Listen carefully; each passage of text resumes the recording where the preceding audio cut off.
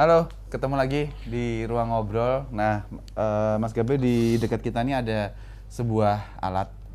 Kira-kira kalau ada alat kayak gini, kita akan membahas tentang Game. Atari ya. Ya lama banget deh. Kenapa ngomong Atari?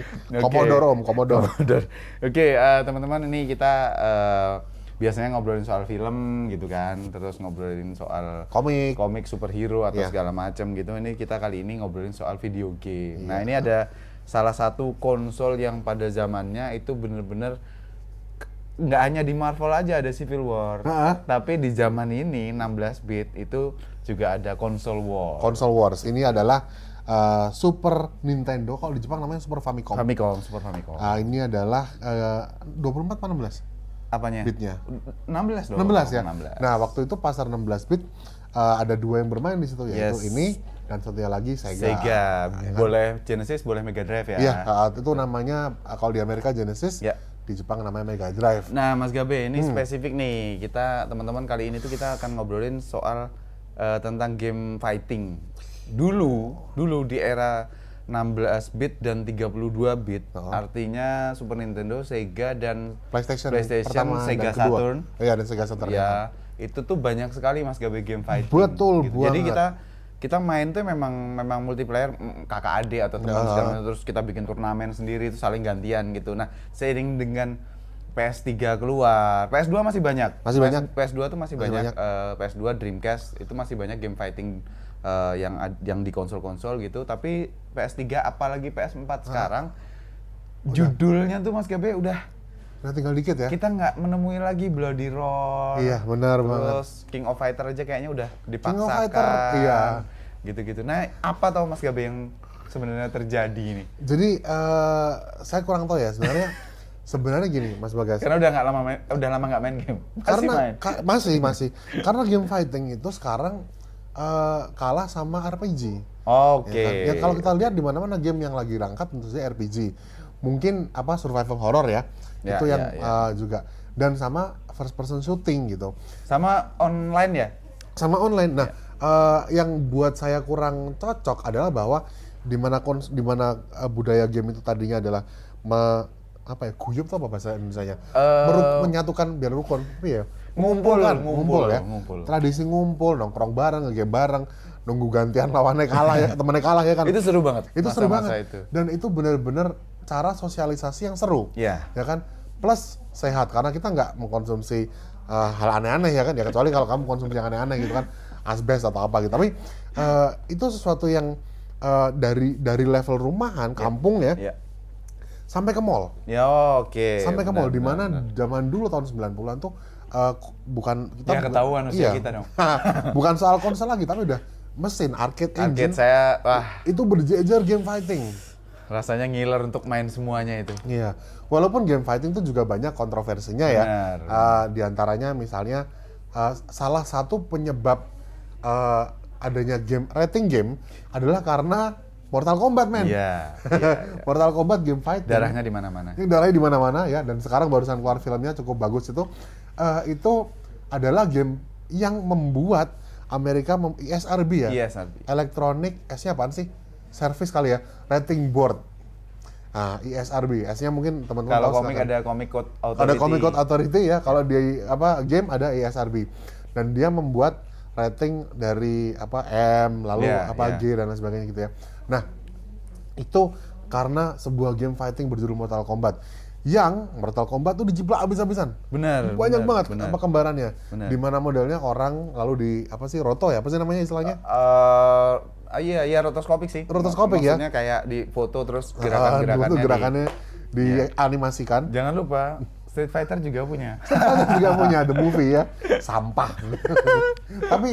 tapi kemudian yang membuat game itu terkenal adalah fatality-nya.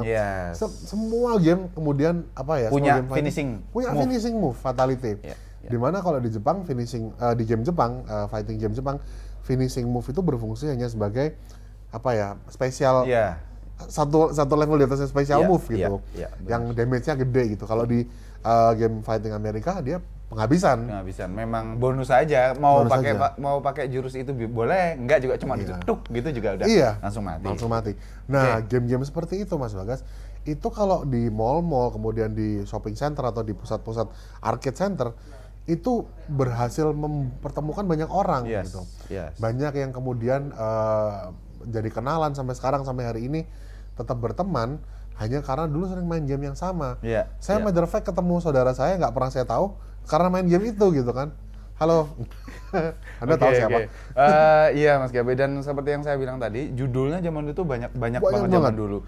Kalau sekarang tuh salah satu yang masih tetap, bahkan menurut saya tuh tertatih-tatih untuk mempertahankan diri eksistensinya adalah Tekken misalnya. Misalnya itu bukan dipaksain ya, tapi Tekken 2 dan Tekken 3 tuh bahkan keluar Tekken 1, 2, 3 tuh keluar di satu mesin aja. Mesin aja ya, PlayStation 1.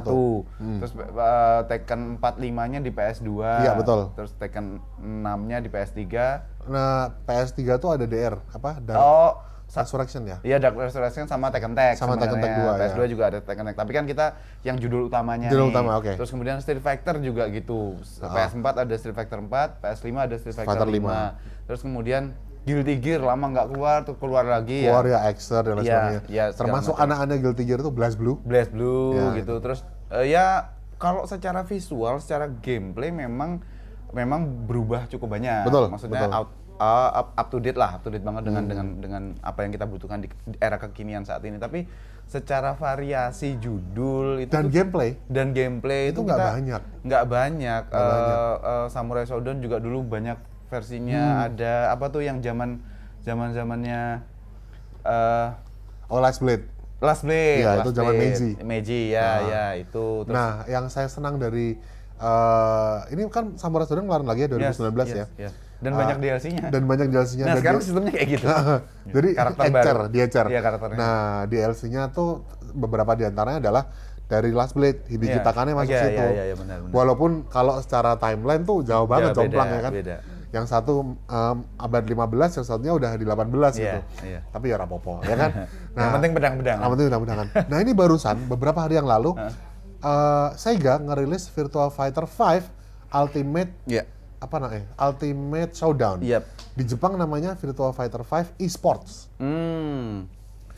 Rupanya di dunia esports salah satu fighting game yang paling prolific itu adalah Virtua Fighter 5, walaupun gambarnya ampun deh, ketinggalan zaman banget. Iya. Tapi Mas Gabe, saya tuh pemain Virtua Fighter sejak zamannya Sega. Sega 16 bit. Terus kemudian ke Saturn saya masih main, Dreamcast masih main juga. Bahkan di PS2, PS3, PS4 juga ada kan Virtua Fighter gitu. Tapi menurut saya tuh jujur yang menarik dari Virtua Fighter tuh adalah setiap karakternya itu berbeda, nggak hanya secara tampilan ataupun gerakan, tapi cara memainkannya, cara pergerakannya. Kalau kita let's say ya, kalau misalnya secara umum kita main game Tekken, kita pakai semua karakter dengan cara main yang sama, kurang lebih gitu kita bisa menang gitu. Tapi kalau Virtua Fighter tuh berbeda. Gitu. Kalau benar kata Mas Bagas, kalau kayak Tekken gitu kan, asalkan kamu udah tahu timing, kamu tahu juggle di frame rate keberapa, bahkan ada yang sampai belajar kayak gitu ya. Yoru. Nah, itu kamu udah bisa pakai karakter siapapun, asal kamu udah tahu ini jatuh di frame. Dan dirimu sukanya pakai Mokujin kan? Iya, ketahuan. karena saya pengen bisa semua gitu. Tapi Virtua Fighter tuh betul kata kamu Mas Bagas. Itu bener-bener beda sampai ke mindset. Ke mindset karakter. Kalau kamu seorang pemain Akira Yuki, baru mau bilang, kamu suruh main Kagemaru, mati. Yakin, susah setengah mati. Bener. Dan ajaibnya nih ya, nggak ada karakter yang sampah. Iya. Jadi kalau bisa makainya, gila. Sundi ya, saya pikir ini buat apa sih ada karakter kayak ginian, dipakai susah gitu kan, gerakannya odd semua gitu. Iya. Kalau ada yang bisa pakai, saya pernah ngelawan orang yang bisa pakai itu, anjir susah banget Mas, susah banget. Jeffrey yang lambat banget, ada yang pintar pakainya. Bener. Gila. Sehingga satu kali gerakan pun impactnya bisa. Impactnya gede banget. Iya. Kalau itu kan 3D ya, game fighting 3D, meskipun di zaman Sega dulu semi 3D atau 2D gitu. Tapi Mas Gabe, menariknya adalah kalau kita lompat ke game fighting 2D lainnya, yaitu Street Fighter, mungkin ya ada sedikit hal yang sama kayak Virtua Fighter tadi di karakter-karakter kayak misalnya Zangief atau Fei Long iya. Ini iya kan? sih Thunder T-Hawk. Itu yang nggak bisa kita pakai dengan cara karakter yang lain sih. Iya, nggak bisa tendang lompat gitu kan. Jadi memang ada beberapa karakter kayak Zangief ya. Ada yang memang di dunia ini orang yang spesialisnya pakai Zangief gitu. Dan kan. Nyebelin banget ada gitu ya kan, dia cuma nggak bisa lepas. Banting jeger gitu. Ada, tapi itulah kehebatan sebuah fighting game Mas Bagas. Yes. Jadi itu memaksa ya. Memaksa siapapun playernya untuk pilih satu, master it. Lalu buktikan di di real fight itu kan, di real fight di game dengan orang yang juga master yang lain. Nah, kalau kebetulan saya orang bela diri ya, paling nggak saya udah latihan bela diri cukup lama. Di bela diri, kalau kita berantem ketemu sama, maksudnya match ya, tanding, ketemu sama orang yang sama-sama levelnya sama kita, senangnya setengah mati. Tadinya musuhan, itu jadi temenan. Dan itu membuktikan bahwa di dunia bela diri, itu kan game fighting ya, bela diri, dibawa dari bela diri beneran, dibawa ke game, membuktikan bahwa tidak ada satupun aliran bela diri yang paling superior nggak ada. Gitu. Jadi tergantung pemakainya. Tergantung gitu. Masteringmu. Nah, itu dia. Gitu. Dan selain itu fighting game, selain tadi juga bagus untuk bertemanan, mungkin juga bisa berantem gara-gara itu ya. Sangat bisa. Tapi cepat baikan. Habis itu jadi teman akrab. Sudah kuduga ilmu.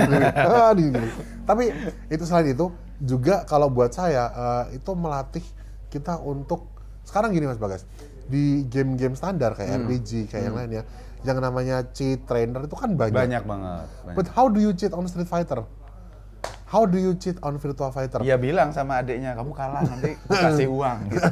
Koinnya dimasukin banyak gitu kan. Terus jangan bahas cheat arcade. Jangan bahas cheat arcade. Ada caranya. Nggak boleh. Kiri-kiri kanan-kanan. Nah, itu kamu bisa nge-cheat tapi ketahuan banget kamu nge-cheat. Di yang lain kamu masih bisa nge-cheat dan mungkin lolos. Tapi di sini sekalinya kamu nge-cheat, ketahuan. Cheater kamu, pasti ketahuan.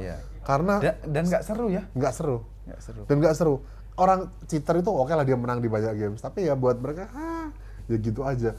Nah, itu benar-benar apa yang menurut saya adalah brain game atau brain sport. Oke. Di mana otak kita dipaksa untuk mensinkronkan dengan motorik kita, karena kan kita main timing. Kalau main RPG kan asal misalkan Final Fantasy ya, game RPG gitu, kan kamu baru bisa mencet tuh ketika tombol sudah tersedia gitu kan. Jadi baru kamu bisa mencet. Tapi kalau di fighting game, kamu bisa mencet kapanpun gitu kan. Dan lawan yang paling sulit sebenarnya bukan difficulty paling tinggi. Bukan. Tapi orang yang sebelah beneran lawan kita ini yang organik, manusia juga. Dan kadang-kadang bukan pro player yang paling susah, anak kecil main nggak jelas tuh paling susah. Ini kita nggak bisa nebak ini mau kemana gitu. Oke. That's the fun of fighting game. Yang saya sayangkan sekarang sudah mulai banyak berkurang. Benar. Saya masih berharap nih Mas Bagas, ada beberapa judul yang saya harap untuk bisa diangkat kembali. Contohnya Primal Rage. Wow, kenapa nyebut itu? Keren ya. Oke. Lalu Skull Rifle ya kan. Itu adalah beberapa yang saya ingin. Tentu saja masih banyak lagi. Bloody Roar jelas keren banget kalau bisa diangkat lagi. Sayang banget sih itu nggak lanjut lagi ya. Iya. Oke kita sih. hanya bisa menyesal guys. Intinya teman-teman bahwa kalau kalian cari di era keseluruhan lifespan-nya berbagai konsol, itu pasti banyak banget judul-judul game fighting 2D ataupun 3D yang hidden gems sih. Maksudnya yang memang populer dan bagus ada gitu, tapi yang judul-judul yang kita sebenarnya nggak terlalu kenal tapi itu bagus. Betul, indie banyak loh sekarang. Banyak dua dimensi gitu. Banyak banget. Nah, kita sih nggak bisa berharap dengan developer game di era internet saat ini yang semakin kenceng bahwa DLC eceran akan ada game-game fighting yang bermunculan sih, tapi yang jelas kita merindukan itu. Itu. At least Killer Instinct dapat kesempatan untuk revival. Ya kan? Kenapa nggak kayak Primal Rage? Kenapa nggak kayak yang game-game dulu sempat ngangkat Fighting Vipers atau Last Bronx? Wow, keren tuh. Wah, iya. Ya kan? Kalau Soul Calibur dia pakai senjata, armornya lepas-lepas, make sense. Tapi Fighting Viper tangan kosong. Nah, itu dia. Jadi ya itulah cita-cita ya Mas Bagas ya. Yep. Semoga ada yang ngangkat lagi. Ya, abis ini kayaknya kita main game Mas Gabi. Oke, terima kasih buat teman-teman yang udah nonton episode kali ini. Jangan lupa untuk nonton episode-episode selanjutnya. Berikan komentar kalian ya tentang fighting komentar game. tentang fighting game dan apapun yang mau dibahas selanjutnya yang kalian inginkan kita untuk bahas gitu. Silahkan aja di kolom komentar. Nggak usah subscribe nggak apa-apa, tapi tonton sampai habis. Thank you. Bye.